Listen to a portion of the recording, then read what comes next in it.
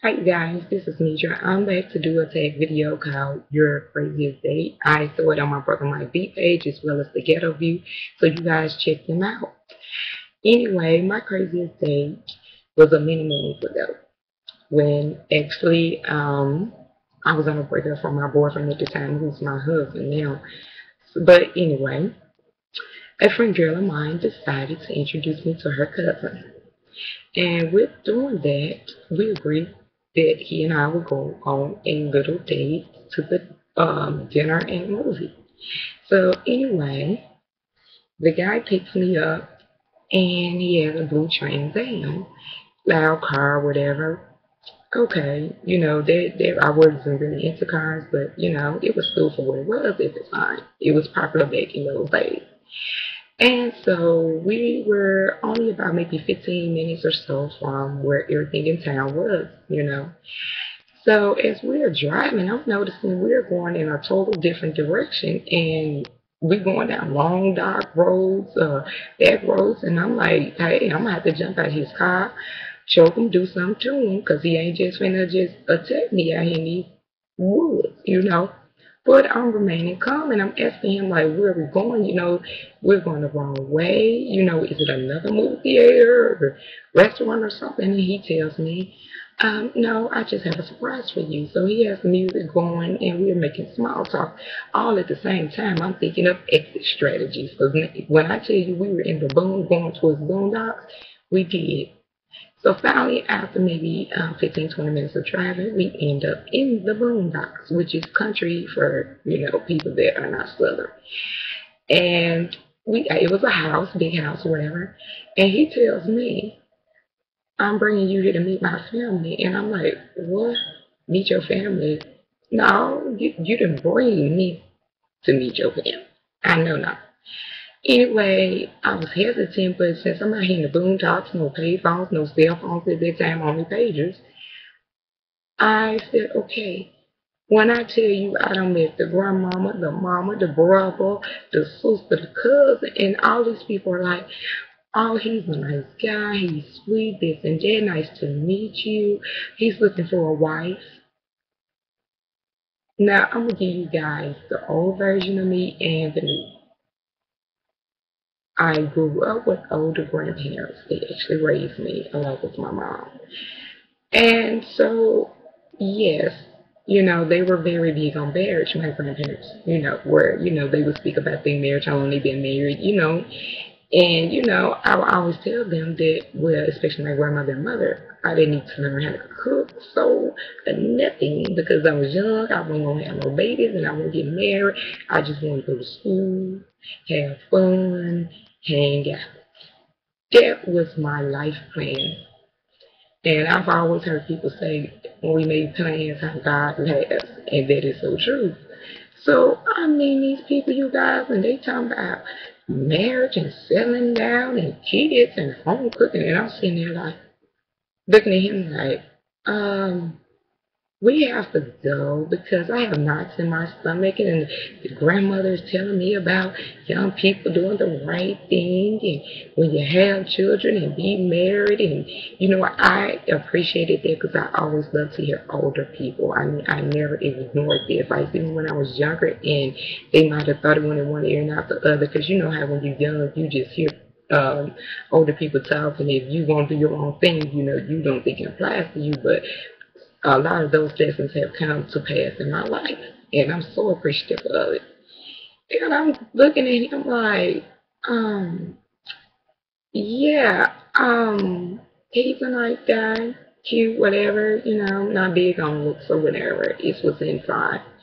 But, no, I'm not looking today to get married because I was young at the time. Not young as jailbait, but, 18. And so I'm like, as we're leaving, they said, well, we hope you come back and family together. Then he tells me, I kid you not, I remember to the day how special I was, how pretty I was, how I was smart for my age, and this and that, and that I will make him a wonderful wife. Now, And saying all of that, sorry about that, you guys.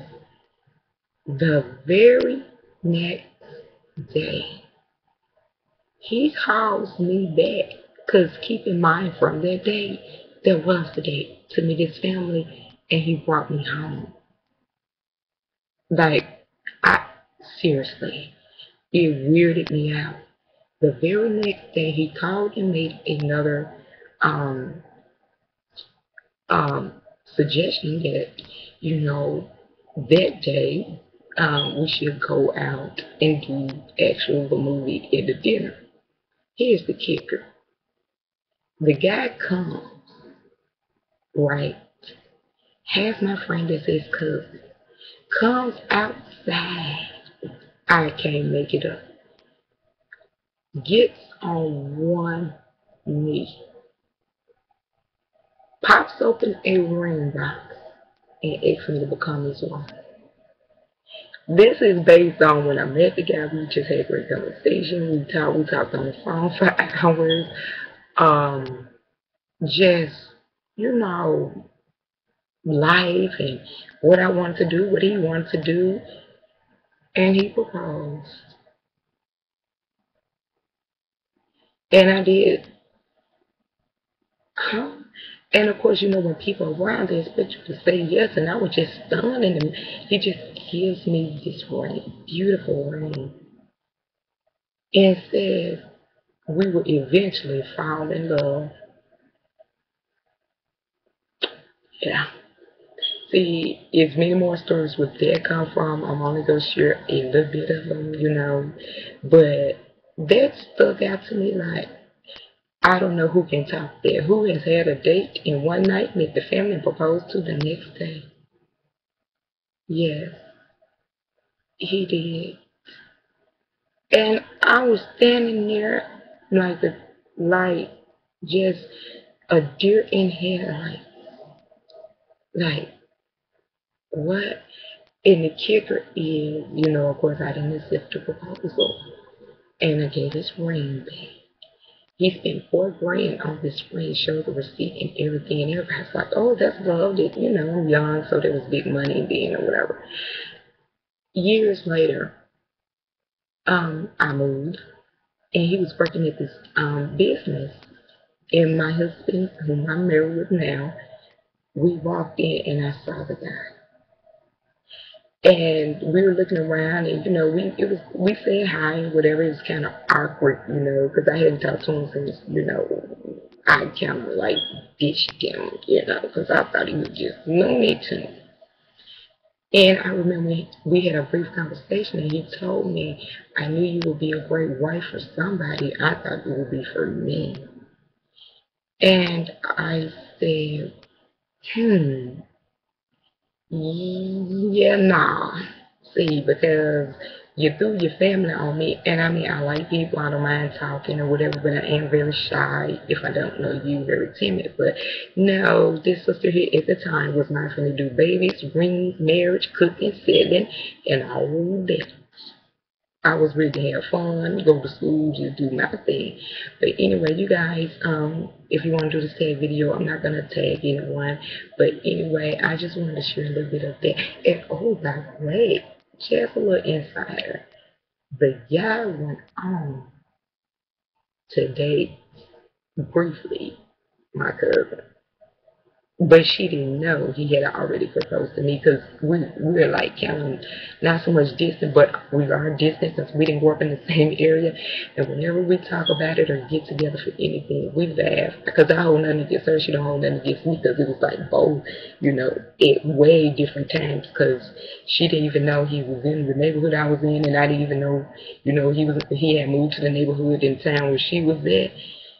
But yeah, that kind of weirded me to this day.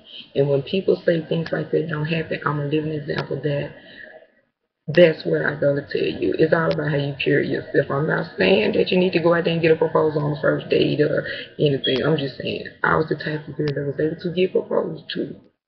Meet the family one day and propose to the next in front of the whole neighborhood. And I was just standing there like, Jesus, take me now. I'm just ready. I'm just ready. Sorry about that, you guys. My computer hibernated, and I was just like, what? I couldn't cuss. I couldn't laugh. I was just stuck. No panic attack, no anxiety attack, just, and the guy slid the ring on my finger in front of everybody. And my friend, she was like, oh, you're my cousin-in-law, this and that. But anyway, guys, I can go on and on about it, but that was my craziest date ever. Toodles.